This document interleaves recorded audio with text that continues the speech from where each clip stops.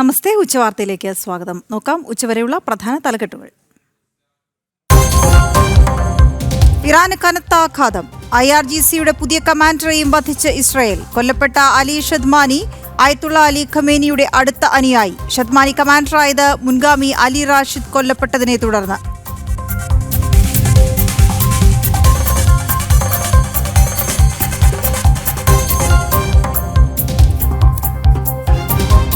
അമേരിക്കയ്ക്ക് വഴങ്ങാൻ Iran. US Iran ചർച്ചകളുടൻ. ആണവ കരാറിൽ ഒപ്പിട്ടേക്കും. കൂടുതൽ സേനാവിന്യാസത്തിന് ഉത്തരവിട്ട ട്രംപ്. അമേരിക്കൻ യുദ്ധവിമാനങ്ങളും വിമാനവാഹി കപ്പലും പശ്ചിമേഷ്യയിലേക്ക്.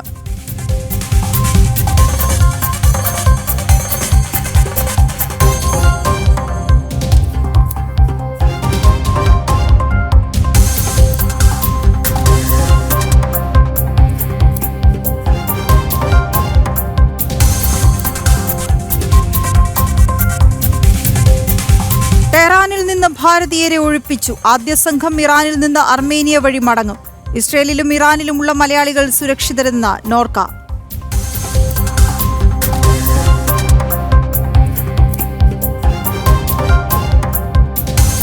G7 ഉച്ചകോടിയിൽ പങ്കെടുക്കാൻ പ്രധാനമന്ത്രി കാനഡയിൽ.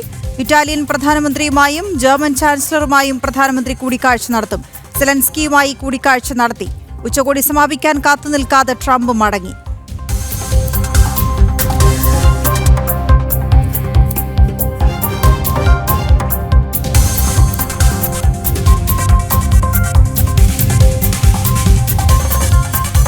CMRL CSR ഫണ്ട് വിവാദത്തിൽ കേസെടുക്കാൻ അനുമതി കാത്ത് വിജിലൻസ്. അഴിമതി ആരോപണം ജലധാര പുനർനിർമ്മാണത്തിൽ. UDF ഭരിക്കുന്ന ആലുവ നഗരസഭ CMRL നിന്ന് ഫണ്ട് വാങ്ങിയതിൽ ക്രമക്കേടെന്ന ആരോപണം.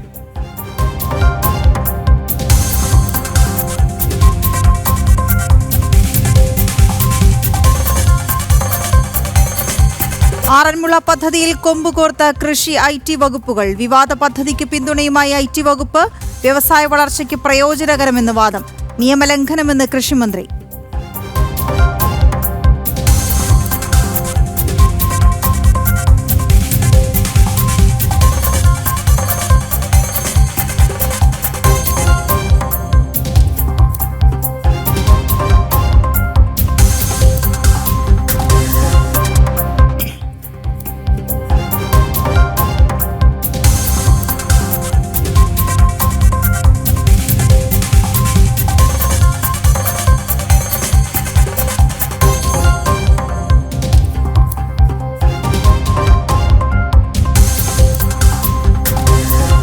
SFI പ്രതിഷേധം കൂസാതെ ഗവർണർ. സർവകലാശാല ആസ്ഥാനത്ത് സെനറ്റ് യോഗത്തിനെത്തിയത് നീണ്ട ഇടവേളയ്ക്ക് ശേഷം.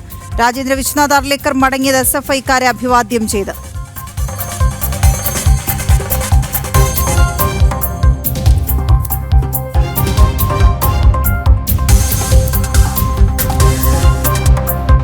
കള്ളപ്പണം വെളുപ്പിക്കൽ കേസിൽ റോബർട്ട് വാദ്രയ്ക്ക് കുരുക്കുമുറുകുന്നു. ഇഡിക്ക് മുന്നിൽ ഇന്ന് ഹാജരാകണം. നേരത്തെ നോട്ടീസ് അയച്ചെങ്കിലും ഹാജരായിരുന്നില്ല.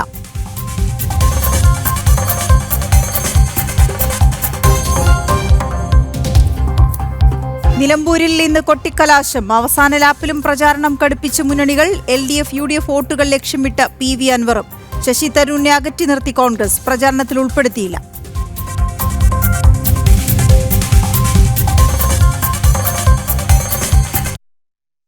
വിശദമായ വാർത്തകളിലേക്കാണ്. അശാന്തം പശ്ചിമേഷ്യ.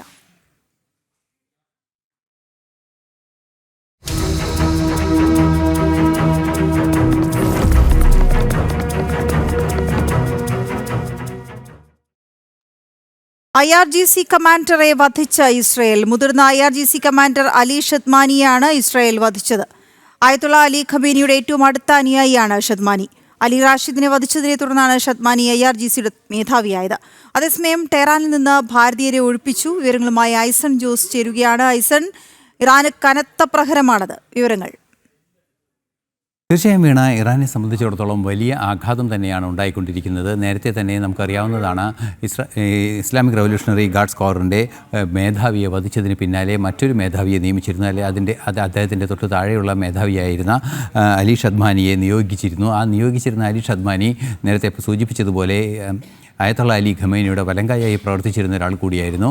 അയാളെ കൂടി കൊലപ്പെടുത്തി എന്നാണ് വാർത്തകൾ ഇപ്പോൾ പുറത്തു വരുന്നത്.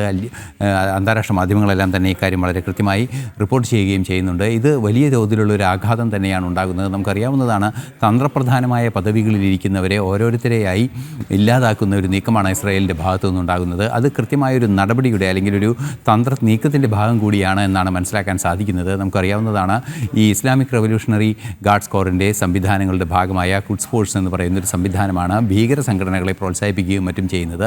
ഇതെല്ലാം തന്നെ ഒരു വ്യവസ്ഥാപിത സംവിധാനങ്ങളുടെ ഭാഗമായി നടക്കുന്നതല്ല, വളരെ സീക്രട്ടീവായ അല്ലെങ്കിൽ വളരെ ഗോപ്യമായി നടക്കുന്ന കാര്യങ്ങളായതുകൊണ്ട് തന്നെ അതിൻ്റെ മേലധികാരികൾ ജീവിച്ചിരിക്കുന്നത് തന്നെയാണ് അതിൻ്റെ ഓപ്പറേഷൻ കാര്യക്ഷമമായി നടക്കുന്നതിൻ്റെ ഒരു പ്രധാന ഘടകം. അത്തരത്തിലുള്ളവരെ തെരഞ്ഞു പിടിച്ച് ആക്രമിക്കുന്ന ഒരു നീക്കമാണ് ഇപ്പോൾ ഇസ്രായേൽ നടത്തുന്നത്. നേരത്തെ നമുക്കറിയാവുന്നതാണ്, ഇസ്രായേലിന് സ്വയം പ്രതിരോധിക്കാനുള്ള അവകാശമുണ്ടെന്ന് ഇസ്രായേൽ തന്നെ ലോകരാഷ്ട്രങ്ങളുടെ മുന്നിൽ സമർത്ഥിക്കുകയും ചെയ്തിരുന്നു. ആ സമർത്ഥിച്ച് ലോകരാഷ്ട്രങ്ങൾ അംഗീകരിക്കുകയും G7 രാജ്യങ്ങൾ ഔദ്യോഗികമായി പോലും അത് പ്രഖ്യാപിക്കുന്ന നീക്കങ്ങളിലേക്ക് കാര്യങ്ങൾ ചെന്നെത്തുകയും ചെയ്തൊരു പശ്ചാത്തലത്തിൽ വലിയ തോതിലൊരു ആഘാതം തന്നെയാണ് ഇറാൻ നേരിടുന്നത്. മാത്രമല്ല, ഇറാൻ്റെ ആണവ കേന്ദ്രങ്ങളിൽ 2 ആണവ കേന്ദ്രങ്ങൾ അതിസങ്കീർണമായ പ്രശ്നങ്ങൾ നേരിടുന്നു എന്നതും, അതുപോലെ തന്നെ ആണവ ലീക്ക് അല്ല ആണവ വികിരണങ്ങളുടെ ആണവ കേന്ദ്രത്തിൽ ആണവ മാലിന്യങ്ങളിൽ രാസമാലിന്യങ്ങൾ കടന്നുകൂടിയതായി, ആണവ കേന്ദ്രങ്ങളിൽ കടന്നുകൂടിയതായി ചില റിപ്പോർട്ടുകളെല്ലാം തന്നെ പുറത്തു വരികയും ചെയ്യുന്നുണ്ട്. അത്തരത്തിൽ ആണവ കേന്ദ്രങ്ങളെല്ലാം തന്നെ സുരക്ഷിതമല്ലാത്തൊരു സാഹചര്യത്തിലേക്ക് കാര്യങ്ങൾ നീങ്ങുമ്പോൾ ഇറാനകത്ത് തന്നെ ആണവ ബോംബുകൾ സജ്ജീകരിക്കപ്പെട്ട ഒരു സാഹചര്യത്തിൽ അതെല്ലാം തന്നെ അവർക്കെതിരായ രീതിയിൽ, അതായത് ഇറാൻ്റെ ശത്രുക്കൾ ഇറാൻ്റെ ബോംബുകൾ തന്നെയായി മാറുന്നൊരു സാഹചര്യമാണ് നിലനിൽക്കുന്നത്. അതീവ ഗൗരവമുള്ളൊരു വിഷയമാണ് ഇതിനെ മനസ്സിലാക്കാനും കണക്കാക്കാനും വിവരങ്ങളെ കണക്കാക്കാനും സാധിക്കുന്നത്. തീർച്ചയായും വലിയ തോതിലൊരു ആഘാതം ഇറാനെ സംബന്ധിച്ചിടത്തോളം ഉണ്ടായിക്കൊണ്ടിരിക്കുന്നു എന്നാണ് അറിയാൻ സാധിക്കുന്നത്. അതിനിടെയാണ് ഇപ്പോൾ മറ്റു രാജ്യങ്ങൾ, പ്രത്യേകിച്ച് ഭാരതം തന്നെ അവിടെയുള്ള ഇറാനിലുള്ള ഭാരതീയരെ നാട്ടിലേക്ക് തിരിച്ചു കൊണ്ടുവരുന്നതിന് കാര്യമായ ഇടപെടലുകൾ നടത്തുന്നുണ്ട് എന്നാണ് അറിയാൻ സാധിക്കുന്നത്. അതിൻ്റെ ഭാഗമായി അർമേനിയയിലേക്ക് ആദ്യ ബാച്ചിനെ പൂർണ്ണമായും എത്തിച്ചു. ഇനി അവിടെ നിന്ന് ഇങ്ങോട്ട് രാജ്യത്തേക്ക്, ഭാരതത്തിലേക്കോ സുരക്ഷിതമായി തിരിച്ചു കൊണ്ടുവരാനുള്ള നടപടികൾ പുരോഗമിക്കുകയാണ് എന്നാണ് അറിയാൻ സാധിക്കുന്നത്. അതുപോലെ തന്നെ ലോകരാഷ്ട്രങ്ങളെല്ലാം തന്നെ ഇത്തരത്തിലുള്ള നീക്കങ്ങൾ നടത്തുകയും ചെയ്യുന്നുണ്ട്. തീർച്ചയായും വലിയ തോതിലുള്ള ഒരു ആഘാതം ഇറാൻ ഏൽക്കുകയും ഇറാൻ ആ സാഹചര്യത്തിൽ തന്നെ തുടർ ചർച്ചകൾക്ക് തയ്യാറാണ് എന്ന നിലപാട് അറിയിക്കുകയും ഖത്തറും ഒമാനും നേരത്തെ ചർച്ചകൾക്ക് തയ്യാറായി വന്നപ്പോൾ ആ ചർച്ചകൾക്ക് തയ്യാറല്ല, ചർച്ചകളിലേക്ക് ഇല്ല എന്ന നിലപാട് സ്വീകരിച്ചതിൽ നിന്നും അടിമുടി മാറി ചർച്ചകൾക്ക് തയ്യാറാണ് എന്ന നിലപാട് അറിയിക്കുകയും ചെയ്യുന്നുണ്ട്. മാത്രമല്ല, അമേരിക്കയുമായി ആണവ ചർച്ചകൾ തുടരാൻ സന്നദ്ധമെന്നും അറിയിക്കുന്നുണ്ട്. അതെല്ലാം തന്നെ ഇത്തരത്തിൽ തെരഞ്ഞു പിടിച്ച് ഇസ്രായേൽ ആക്രമിക്കുകയും ഓരോ തന്ത്രപ്രധാനമായ പദവികളിലിരിക്കുന്നവരെ ഇല്ലായ്മ ചെയ്യുകയും ചെയ്യുന്നതിൻ്റെ ഒരു പ്രതികരണം കൂടിയായി കണക്കാക്കപ്പെടുന്നുണ്ട്. മാത്രമല്ല, അമേരിക്കയുടെ ഭാഗത്തു നിന്നും ശക്തമായൊരു സൈനിക നീക്കം പ്രദേശത്തേക്ക് ഉണ്ടാകുന്നു. തീർച്ചയായും അത്തരത്തിലുള്ള നീക്കം ഇറാനെ ഏറെ ഭയപ്പെടുത്തുകയും ചെയ്യുന്നുണ്ട്. ഒരിക്കലും ഇറാന് വേണ്ടിയായിരിക്കില്ല സൈനിക നീക്കങ്ങൾ എന്നത് ഒരു യാഥാർത്ഥ്യം തന്നെയാണ്. അതുകൊണ്ട് തന്നെ മേഖലയിലേക്ക് എത്തുന്ന അമേരിക്കയുടെ സൈനിക കപ്പലുകൾ, പടക്കപ്പലുകളും വിമാനവാഹിനി കപ്പലുകളും എല്ലാം തന്നെ വലിയ ഭീതിയാണ് ഇറാന് സൃഷ്ടിക്കുന്നത് എന്നതും ഒരു യാഥാർത്ഥ്യമാണ്. ഈ ഒരു പശ്ചാത്തലത്തിൽ കൂടിയാണ് ആണവധാരണയ്ക്കുള്ള നീക്കങ്ങൾ ഇറാൻ്റെ ഭാഗത്തു നിന്ന്, ആണവ ചർച്ചയ്ക്കുള്ള നീക്കങ്ങൾ ഇറാൻ്റെ ഭാഗത്തു നിന്ന് ഉണ്ടാവുകയും ചെയ്യുന്നത്. വീണ. ഓക്കെ, ശരിയായി സൺ. അതേസമയം ഇറ്റാലിയൻ പ്രധാനമന്ത്രി ജോർജിയ മെലോണിയുമായും പ്രധാനമന്ത്രി ജർമ്മൻ ചാൻസലർ ഫ്രെഡറിച്ച് മെഴ്സുമായും പ്രധാനമന്ത്രി നരേന്ദ്രമോദി കൂടിക്കാഴ്ച നടത്തും എന്ന വാർത്തകൾ വരുന്നു. G7 ഉച്ചകോടിയിൽ അദ്ദേഹം പങ്കെടുക്കാൻ അതിഥി രാജ്യമായി എത്തിയിട്ടുണ്ട്. യുക്രൈൻ പ്രസിഡന്റ് സെലൻസ്കിയുമായും മോദി കൂടിക്കാഴ്ച നടത്തിയിട്ടുണ്ട്. ഇറാൻ ഇസ്രായേൽ സംഘർഷവും G7 ഉച്ചകോടിയിൽ ചർച്ചയാകുമെന്നാണ് വിവരങ്ങൾ. G7 ഉച്ചകോടിക്കായി കാൽഗറി അന്താരാഷ്ട്ര വിമാനത്താവളത്തിലെത്തിയ പ്രധാനമന്ത്രിക്ക് കാനഡ ഊഷ്മള സ്വീകരണമാണ് നൽകിയത്. ഐസൺ, ഈ G7 ഉച്ചകോടിയുടെ വേദിയിൽ നടക്കുന്ന കൂടിക്കാഴ്ചകളുടെ പ്രാധാന്യം എന്താണ്? തീർച്ചയായും G7 ഉച്ചകോടിയുടെ വേദികളിൽ വിവിധ രാജ്യങ്ങളുടെ തലവന്മാരുമായുള്ള കൂടിക്കാഴ്ചയാണ് പ്രധാനമന്ത്രി നടത്തുന്നത്. നേരത്തെ പറഞ്ഞതുപോലെ ജർമ്മൻ ചാൻസലർ ഫ്രെഡറിച്ച് മെഴ്സുമായും അതുപോലെ തന്നെ മെലോണിയുമായും ജോർജിയ മെലോണിയുമായുമുള്ള കൂടിക്കാഴ്ചകൾ നടക്കുമെന്ന വിവരങ്ങൾ വരുന്നുണ്ട്. അതുപോലെ തന്നെ വോളോഡിമിർ സെലൻസ്കിയുമായുള്ള കൂടിക്കാഴ്ച നടന്നു കഴിഞ്ഞു എന്ന റിപ്പോർട്ടുകളും പുറത്തു വരുന്നു. നമുക്കറിയാവുന്നതാണ്, യുക്രൈൻ റഷ്യ വിഷയത്തിൽ മോദിയുടെ ഇടപെടൽ അനിവാര്യമെന്ന് പറഞ്ഞ 2 നേതാക്കൾ രാജ്യങ്ങളുടെ തലവന്മാർ തന്നെയാണ് എന്നതാണ് ഏറെ പ്രാധാന്യത്തോടെ നമ്മൾ നോക്കിക്കാണേണ്ടത്. തീർച്ചയായും യുക്രൈൻ പ്രസിഡന്റുമായി സംസാരിക്കുന്നു. അതുപോലെ തന്നെ സ്വാഭാവികമായി ഇനി റഷ്യൻ പ്രസിഡന്റുമായുള്ള തുടർ ചർച്ചകൾ ഉണ്ടാവുകയാണെങ്കിൽ യുക്രൈൻ യുദ്ധം അവസാനിപ്പിക്കുന്നതിനുള്ള ഭാരതത്തിൻ്റെ ഇടപെടൽ, നേരത്തെ നടത്തിയിരുന്ന ഇടപെടൽ നമുക്കറിയാവുന്നതാണ്. ദിവസങ്ങളുടെ വ്യത്യാസത്തിൽ 2 രാഷ്ട്രത്തലവന്മാരെയും 2 രാഷ്ട്രങ്ങളിൽ ചെന്ന് സന്ദർശിച്ച് നരേന്ദ്രമോദി പറഞ്ഞ ഒരു കാര്യമുണ്ട്. സമാധാനത്തിൻ്റെ ദൗത്യവുമായി ബുദ്ധൻ്റെ നാട്ടിൽ നിന്ന് വരുന്ന വ്യക്തിയാണ് ഞാൻ. അതുകൊണ്ട് തന്നെ ബുദ്ധൻ്റെ അഹിംസാ സിദ്ധാന്തമാണ് ഭാരതം മുന്നോട്ട് വയ്ക്കുന്നത്, ഭാരതത്തിൻ്റെ പ്രധാനമന്ത്രി എന്ന നിലയിൽ അദ്ദേഹവും മുന്നോട്ട് വയ്ക്കുന്നത് എന്ന് രണ്ട് രാജ്യങ്ങളോടും കൃത്യമായി ബോധ്യപ്പെടുത്തിയതിന് ശേഷം വീണ്ടും ഒരു കൂടിക്കാഴ്ചയിലേക്ക് കാര്യങ്ങൾ നീങ്ങുന്നു എന്നതാണ്. ഇത്തരത്തിൽ രണ്ടാമത് നടക്കുന്ന കൂടിക്കാഴ്ച ഈ യുദ്ധം സമാധാനത്തിലേക്ക് നീങ്ങാനുള്ളൊരു സാധ്യതയിലേക്ക് വഴി തുറക്കുന്നു എന്നാണ് അറിയാൻ സാധിക്കുന്നത്. സ്വാഭാവികമായും ജോർജിയോ മെലണിയുമായും അതുപോലെ തന്നെ ഫെഡറിഷ് മേഴ്സുമായുമുള്ള കൂടിക്കാഴ്ചകളും ഇത്തരത്തിൽ വാണിജ്യ, സാമ്പത്തിക, നയതന്ത്ര രംഗങ്ങളിൽ നിർണായകമായ ഇടപെടലുകൾക്ക് സാധ്യതയുള്ള ഒരു ചർച്ചാവേദിയായി തന്നെ മാറുമെന്നാണ് അറിയാൻ സാധിക്കുന്നത്. G7 രാജ്യങ്ങൾ ഏറ്റവും സുപ്രധാനമായി ചർച്ച ചെയ്യുന്ന അജണ്ടകളിൽ പ്രധാനമായത് ഒന്ന് ഭീകരവിരുദ്ധ നീക്കവും മറ്റൊന്ന് ഈ ഇറാൻ ഇസ്രായേൽ സംഘർഷവുമാണ്. ഇറാൻ ഇസ്രായേൽ സംഘർഷത്തിൽ വളരെ കൃത്യമായ നിലപാട് G7 നേതാക്കളുടെ ഒരു അജണ്ടയായി തന്നെ, അല്ലെങ്കിൽ അവരുടെ ലീഡേഴ്സ് അജണ്ടയായി തന്നെ, ലീഡേഴ്സിൻ്റെ ഒരു നിലപാടായി തന്നെ ഇന്നലെ പ്രഖ്യാപിക്കപ്പെടുകയും ചെയ്തിരുന്നു. അത് പ്രതിരോധിക്കാനുള്ള അവകാശം ഇസ്രായേലിനുണ്ടെന്ന് ഊന്നിപ്പറയുകയും അതുപോലെ തന്നെ ആണവായുധ ശേഖരം ഉണ്ടാക്കുന്നത് ഇറാൻ ചെയ്യുന്നത് ശരിയല്ല എന്ന് കൃത്യമായി പ്രതികരിക്കുകയും ചെയ്തൊരു സാഹചര്യം കൂടിയുണ്ട്. ഈ ഒരു പശ്ചാത്തലത്തിലാണ് സ്വയരക്ഷയ്ക്കുള്ള അവകാശത്തെ അംഗീകരിക്കുക കൂടി ചെയ്യുന്നൊരു സാഹചര്യത്തിലാണ് നയതന്ത്രപരമായ ഇടപെടലിലേക്ക് നീങ്ങണമെന്ന ഒരു മുന്നറിയിപ്പിലേക്ക് കാര്യങ്ങൾ കൊണ്ടുപോകുന്നത്. ആ നീക്കങ്ങൾ അമേരിക്കയുടെ ഭാഗത്തു നിന്ന് ഉണ്ടാകുന്നു എന്നാണ് ഇപ്പോൾ മനസ്സിലാക്കാനും സാധിക്കുന്നത്. ഇത്തരത്തിൽ സൈനികമായ നീക്കങ്ങളെല്ലാം നടത്തി ഇറാനെ കൃത്യമായി ഇക്കാര്യത്തിൽ ഒരു ബോധ്യപ്പെടുത്തൽ നടത്തി തുടർ ചർച്ചകളിലേക്കും അതുപോലെ തന്നെ ആണവ നിരീക്ഷണത്തിലേക്കും നീങ്ങുക എന്ന ലക്ഷ്യം കൂടി അവിടെ നടക്കുന്നുണ്ട്. അത്തരത്തിലുള്ള യുദ്ധം അവസാനിപ്പിക്കുന്നതിനുള്ള നീക്കങ്ങളും നടക്കുന്നുണ്ട്. ഏറ്റവും പ്രധാനമായി ഭാരതം മുന്നോട്ട് വയ്ക്കുക ഭാരതത്തിൻ്റേതായ ചില സാധ്യതകളാണ്. അതായത് G7 രാജ്യങ്ങൾ സാമ്പത്തികമായി മുന്നോക്കം നിൽക്കുന്ന രാജ്യങ്ങളുടെ നിക്ഷേപ സാധ്യതകൾ വരുന്നതിന് വേണ്ടി ഭാരതം ഈ അടുത്ത കാലത്ത്, അതായത് ഭാരതത്തിൻ്റെ നവീകരണ പദ്ധതികളുടെ ഭാഗമായി നേടിയ പല പദവികളും പല പൊസിഷൻസ് ഉണ്ട്, പല റാങ്കിങ്ങുകളിൽ ഒന്നാമതെത്തിയ സാഹചര്യമുണ്ട്. വലിയ തോതിലുള്ള ഡിജിറ്റൽ ലിറ്ററസിയിലേക്കും ഡിജിറ്റൽ ട്രാൻസാക്ഷൻ കോമ്പറ്റൻസിയിലേക്കൊക്കെ വളർന്നു വന്ന ഒരു രാജ്യമാണ് ഈ കഴിഞ്ഞ 10 വർഷത്തിനുള്ളിൽ ഭാരതം. അത്തരത്തിലുള്ള ആ സംവിധാനങ്ങളെയെല്ലാം തന്നെ കൃത്യമായി ലോകത്തിന് മുന്നിൽ അല്ലെങ്കിൽ G7 രാഷ്ട്രങ്ങൾക്ക് മുമ്പിൽ കാഴ്ചവെക്കുക, ആർട്ടിഫിഷ്യൽ ഇൻ്റലിജൻസിൻ്റെ സാധ്യതകളെക്കുറിച്ച് പഠിക്കുക, അത് ഭാരതം പോലുള്ള രാജ്യങ്ങളിൽ ഡിജിറ്റൽ ട്രാൻസാക്ഷൻ ഉൾപ്പെടെയുള്ള സംവിധാനങ്ങൾ, അത്തരത്തിലുള്ള നെറ്റ്വർക്കിംഗ് സംവിധാനങ്ങളിലേക്ക് എത്തുമ്പോൾ അത് പ്രായോഗികമായി എങ്ങനെ പ്രയോജനപ്പെടുത്താം, അത് ജനങ്ങളിലേക്ക് ഇത്തരം സംഭവങ്ങൾ എത്തുന്നതിനെ എത്ര കണ്ട് പ്രായോഗികമാക്കാമെന്നത് സംബന്ധിച്ചുള്ള വിശാലമായ ചർച്ചകൾ നടക്കും. അതുപോലെ തന്നെ സ്കിൽ ഇന്ത്യ പോലുള്ള സംവിധാനങ്ങളുടെ ഭാഗമായി ഭാരതത്തിൽ നിക്ഷേപങ്ങൾക്കുള്ള ഒരു വലിയ നിക്ഷേപ സൗഹൃദ അന്തരീക്ഷം തയ്യാറാക്കപ്പെട്ടിരിക്കുന്നു. അതുപോലെ തന്നെ പശ്ചാത്തല സൗകര്യങ്ങൾ തയ്യാറാക്കപ്പെട്ടിരിക്കുന്നു. കഴിഞ്ഞ 10 വർഷത്തിനിടെ എയർപോർട്ടുകളുടെ എണ്ണം ഇരട്ടിയായി. 75 എയർപോർട്ടുകൾ വന്നു. അതായത് 75 എയർപോർട്ടുകളിൽ നിന്നും 150 എയർപോർട്ടുകളായി ഭാരതം മാറി. അത്തരത്തിൽ വലിയ കണക്ടിവിറ്റി സാധ്യതകളെല്ലാം തന്നെ അന്താരാഷ്ട്ര തലത്തിൽ ഏറ്റവും പ്രധാനപ്പെട്ട മേന്മയായി ഭാരതത്തിന് ഇന്ന് G7 രാജ്യങ്ങളുടെ സമ്മേളനത്തിൽ കാഴ്ചവെക്കാനുണ്ട്. അത്തരത്തിലുള്ള സംഭവങ്ങളെല്ലാം തന്നെ കാഴ്ചവെച്ചുകൊണ്ടുള്ള കൃത്യമായ ഭാരതത്തിലേക്ക് നിക്ഷേപവും വാണിജ്യരംഗത്തെ ശാക്തീകരണവും എല്ലാം നടക്കുന്നതിനുള്ള നടപടികളും അദ്ദേഹത്തിൻ്റെ ഭാഗത്തു നിന്നുണ്ടാകുമെന്നാണ് അറിയാൻ സാധിക്കുന്നത്. ശരി ഐസൺ, ഏതായാലും ഈ G7 ഉച്ചകോടിയുടെ സംയുക്ത പ്രസ്താവനയിൽ ഒപ്പിടാൻ വിസമ്മതിച്ചുകൊണ്ട് ട്രംപ് തിരികെ വാഷിംഗ്ടണിലേക്ക് മടങ്ങി എന്ന വാർത്ത കൂടി ഇതിനോടൊപ്പം ചേർത്ത് വയ്ക്കാനുണ്ട്. അതിനുള്ള അദ്ദേഹത്തിൻ്റെ നിലപാടിൽ നിന്നും വ്യക്തവുമാണ്. കൂടുതൽ ആയുധ നീക്കങ്ങളിലേക്കൊക്കെയും പശ്ചിമേഷ്യയിൽ കടന്നിട്ടുമുണ്ട് അമേരിക്ക എന്ന വിവരങ്ങൾ കൂടി ചേർത്ത് വയ്ക്കുന്നു. ഇന്ന് കൊട്ടിക്കലാശം.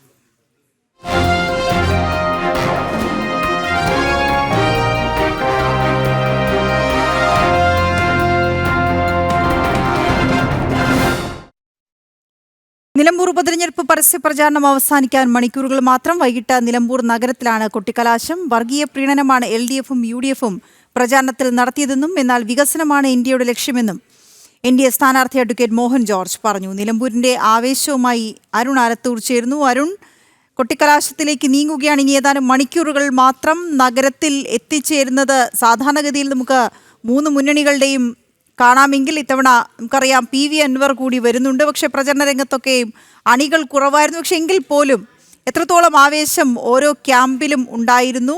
വിവരങ്ങൾ. വീണ, അവസാന മണിക്കൂറുകളിലും ആവേശം അതിന്റെ പാരമ്യത്തിൽ എത്തിക്കൊണ്ടിരിക്കുന്ന കാഴ്ചയാണ് കാണാൻ സാധിക്കുന്നത്. ഞാനിപ്പോൾ ഉള്ളത് NDA സ്ഥാനാർത്ഥിയായ ജോർജിന്റെ തെരഞ്ഞെടുപ്പ് പ്രചാരണ റാലിയിലാണ്. വഴിക്കടവിൽ നിന്നാണ് ഈ പ്രചാരണ റാലി ആരംഭിച്ചത്. ഇപ്പോൾ എനിക്ക് പുറകിൽ കാണാൻ സാധിക്കും നിരവധി ഇരുചക്ര വാഹനങ്ങളിലും മറ്റുമൊക്കെ ആയിട്ട് BJP പ്രവർത്തകർ ഇങ്ങനെ ആവേശത്തോടെ ഈ റാലിയിൽ അണിനിരക്കുന്ന കാഴ്ചയാണ് കാണുന്നത്. ഏതായാലും BJPയെ സംബന്ധിച്ചിടത്തോളം NDAയെ സംബന്ധിച്ചിടത്തോളം ഈ തെരഞ്ഞെടുപ്പിൽ വലിയ മുന്നേറ്റം നടത്തുക എന്നുള്ളത് തന്നെയാണ്. മാത്രമല്ല ഈ തെരഞ്ഞെടുപ്പ് വരുന്ന നിയമസഭാ തെരഞ്ഞെടുപ്പിനോട് അനുബന്ധിച്ചുകൊണ്ട് രണ്ട് കാര്യങ്ങൾ, ഒന്ന് വികസനത്തിന് വേണ്ടി, മറ്റൊന്ന് വർഗീയതയ്ക്കെതിരെ എന്നുള്ള സന്ദേശം വിളിച്ചോതുകയാണ് തങ്ങൾ ഈ ഒരു തെരഞ്ഞെടുപ്പിലൂടെ ചെയ്യുന്നത് എന്നുള്ളതാണ് BJP നേതാക്കൾ നേരത്തെ സ്ഥാനാർത്ഥി ഉൾപ്പെടെയുള്ള ആളുകളൊക്കെ പ്രതികരിച്ചപ്പോൾ നമ്മളോട് പറഞ്ഞത്. ഏതായാലും BJPയെ സംബന്ധിച്ചിടത്തോളം NDAയെ സംബന്ധിച്ചിടത്തോളം ഈ തെരഞ്ഞെടുപ്പിൽ പ്രധാനമായിട്ടും അവർ ഉന്നയിച്ചിട്ടുള്ളത് വികസനം എന്നുള്ളതാണ്. കാരണം ഈ ഒരു മണ്ഡലത്തിൽ അനവധി വികസന പ്രവർത്തനങ്ങൾ നരേന്ദ്രമോദി സർക്കാരിൻ്റെ നേതൃത്വത്തിൽ ചെയ്തിട്ടുണ്ട്. അത് അമൃത് ഭാരത് സ്റ്റേഷനിൽ ഉൾപ്പെടുത്തിക്കൊണ്ട് നിലമ്പൂർ റെയിൽവേ സ്റ്റേഷൻ്റെ വികസനമാണെങ്കിലും, അതല്ലെങ്കിൽ നിലമ്പൂർ തേക്കിൻ്റെ പ്രശസ്തിക്ക് വേണ്ടി അതിന് ജിയോ ടാഗ് നൽകിയതാണെങ്കിലും, അത്തരത്തിലുള്ള നിരവധി നടപടികൾ കേന്ദ്ര സർക്കാരിൻ്റെ ഭാഗത്തു നിന്നും ഉണ്ടായിട്ടുണ്ട്. അത്തരം നടപടികളൊക്കെ കൃത്യമായി പറഞ്ഞുകൊണ്ട് തന്നെയാണ് BJP ഈ തെരഞ്ഞെടുപ്പിൽ വോട്ട് തേടുന്നത്. അതേസമയം ഇടതുപക്ഷവും UDFും ഒക്കെ വർഗീയതയെ കൂട്ടുപിടിക്കുന്നു എന്നുള്ളതാണ് BJP പ്രധാനമായിട്ടും ആരോപിക്കുന്നത്. ഇപ്പോൾ ഈ സ്ഥാനാർത്ഥി പര്യടനത്തിൽ നേരത്തെ നമ്മൾ മുതിർന്ന നേതാക്കളൊക്കെ സംസാരിച്ചിരുന്നു. ശ്യാംരാജ്, യുവമോർച്ചയുടെ ദേശീയ സെക്രട്ടറി, അദ്ദേഹം കൂടെ ചേരുന്നുണ്ട്. എങ്ങനെയാണ് ഈ ഒരു അവസാന മണിക്കൂറുകളിലേക്ക് കടക്കുമ്പോൾ പരസ്യ പ്രചാരണം, ആ ഒരു NDA ക്യാമ്പുകളിൽ ആവേശം? അവസാന നിമിഷത്തിൽ NDA ക്യാമ്പ് വളരെയധികം ആവേശത്തിലാണ്, ആത്മവിശ്വാസത്തിലുമാണ്. കാരണം കഴിഞ്ഞ 9 വർഷമായിട്ട് ഇവിടെ യാതൊരു വികസനവും കൊണ്ടുവരാത്ത നിലവിലെ MLA അൻവർ, അതോടൊപ്പം തന്നെ 35 വർഷത്തോളം ഇവിടെ MLAയും മന്ത്രിയൊക്കെ ആയിരുന്ന കോൺഗ്രസ്. അപ്പോൾ ഇരു മുന്നണികളെയും ജനങ്ങൾ ഏകദേശം അവിശ്വസിച്ച മട്ടാണ്.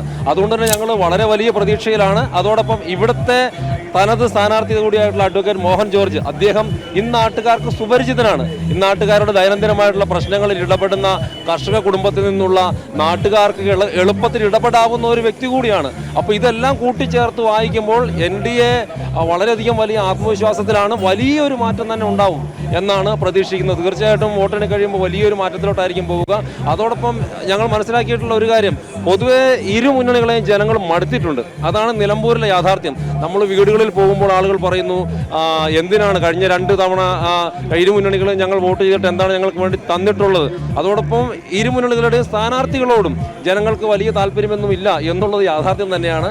ഇതെല്ലാം ചേർത്ത് വായിക്കുമ്പോൾ വലിയൊരു മുന്നേറ്റം കാഴ്ചവെക്കാൻ വേണ്ടി സാധിക്കും എന്ന് തന്നെയാണ് നമ്മൾ കരുതുന്നത്. കഴിഞ്ഞ ഒരു 10-20 ദിവസങ്ങളായിട്ട് എണ്ണയിട്ട യന്ത്രം പോലെ എല്ലാവരും ഒരുമിച്ച് നിന്ന് പ്രവർത്തിച്ചുകൊണ്ടിരിക്കുകയാണ്. തീർച്ചയായിട്ടും അതിൻ്റെ വലിയൊരു റിസൾട്ട് ഉണ്ടാവുക തന്നെ ചെയ്യും. മലയോര ജനത ധാരാളമുള്ളൊരു മണ്ഡലം കൂടെയാണ്. മലയോര ജനതയുടെ ഒരു പ്രതിനിധി കൂടെയാണ് സ്ഥാനാർത്ഥി അഡ്വക്കേറ്റ് മോഹൻ ജോർജ്. അപ്പം ആ മലയോര ജനതയുടെ ഭാഗത്തു നിന്നും NDAക്ക് അനുകൂലമായിട്ടുള്ള ഒരു നിലപാട് ഈ തെരഞ്ഞെടുപ്പിൽ ഉണ്ടാവും എന്നുള്ളത് തന്നെ. തീർച്ചയായിട്ടും ഞാനേ ഒരു മലയോര ജനതക്കാരനാണ്. ഇടുക്കിയിൽ നിന്ന് ഇവിടെ ഒന്ന് ഒരു 10-20 ദിവസമായിട്ട് വർക്ക് ചെയ്യുന്നു. അപ്പോൾ നമ്മൾക്ക് അവരോട് കൃത്യമായി കണക്ട് ചെയ്യാൻ വേണ്ടി പറ്റുന്നുണ്ട്. മലയോര ജനതയുടെ വിഷയങ്ങൾ ജനങ്ങളോട് കണക്ട് ചെയ്യാൻ സാധിക്കുന്നുണ്ട്. ഇപ്പോൾ കഴിഞ്ഞ ഒരാഴ്ചയായിട്ട് സ്ഥാനാർത്ഥിക്ക് വേണ്ടി വോട്ട് ചെയ്യാനൊക്കെ പോകുമ്പോൾ എല്ലാ പുരയിടങ്ങൾക്ക് ചുറ്റും വലിയ വൈദ്യുതി വേലികളാണ്. വന്യമൃഗങ്ങളുടെ ശല്യം കാരണം വന്യമൃഗങ്ങൾ സ്വന്തം കൃഷിയിടങ്ങളിലേക്ക് ഇറങ്ങി വരാതിരിക്കാൻ. അപ്പോൾ അത്തരം ഒരു വൈദ്യുത വേലിയിൽ തട്ടിയിട്ടാണ് 2 ആഴ്ച മുമ്പ് അനന്തു എന്ന് പറയുന്ന ചെറുപ്പക്കാരൻ മരിച്ചത്. അപ്പോൾ ഒന്ന് മനുഷ്യർ കൂട്ടിലും മൃഗൊരവസ്ഥയാണുള്ളത്. മനുഷ്യരെ ഇങ്ങനെ പോവുകയാണെങ്കിൽ ജനങ്ങൾ തന്നെ പറയുന്നു, LDFോ UDFോ ജയിക്കുകയാണെങ്കിൽ അല്ലെങ്കിൽ ഭരിക്കുകയാണെങ്കിൽ ജനങ്ങൾ കൂട്ടിൽ കയറേണ്ടി വരും, മൃഗങ്ങൾ പുറത്തിറങ്ങേണ്ടി വരും.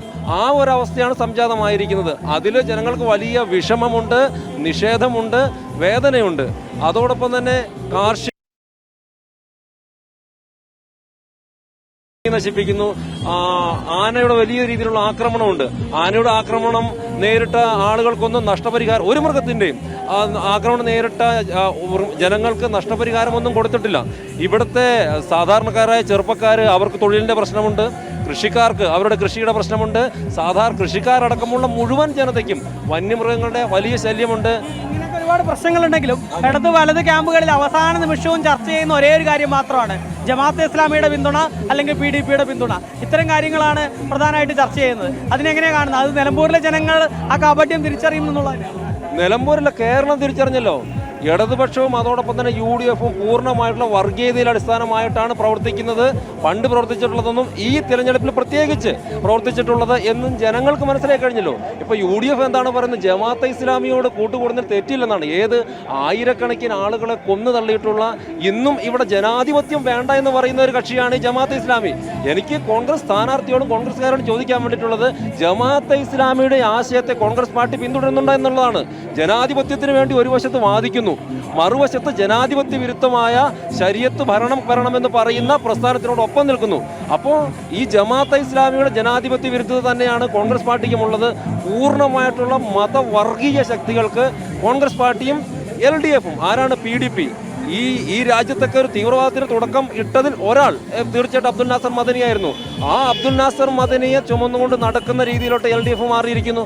അപ്പോൾ ഇരുപക്ഷികളും തീവ്രവാദികൾക്ക് പാലൂട്ടുകയാണ്. ഇത് ഈ മണ്ഡലത്തിൽ മാത്രമല്ല, കേരളത്തിൽ മുഴുവൻ വലിയ രീതിയിലുള്ള ചർച്ച നടക്കുകയാണ്. ഒന്ന്, ഇത്തരത്തിലുള്ള ഒരു കൂട്ടുകെട്ട് ഉണ്ടാവാനും പാടില്ല. കാരണം നമ്മുടെ രാജ്യത്തിന് ശാന്തമായിട്ട് മുമ്പോട്ട് പോയേ പറ്റൂ. അപ്പോൾ LDF-ഉം UDF-ഉം ചെയ്യുന്നത് നമ്മുടെ നാടിൻ്റെ സമാധാന അന്തരീക്ഷത്തെ തകർക്കുന്ന ഒരു പ്രവർത്തനം കൂടിയാണ്. അത് ചെറുപ്പക്കാർ തിരിച്ചറിഞ്ഞിട്ടുണ്ട്, ജനങ്ങൾ തിരിച്ചറിഞ്ഞിട്ടുണ്ട്, സ്ത്രീകൾ തിരിച്ചറിഞ്ഞിട്ടുണ്ട്. അതൊന്നും ഇവിടെ ചെലവാൻ വേണ്ടി പോകുന്നില്ല.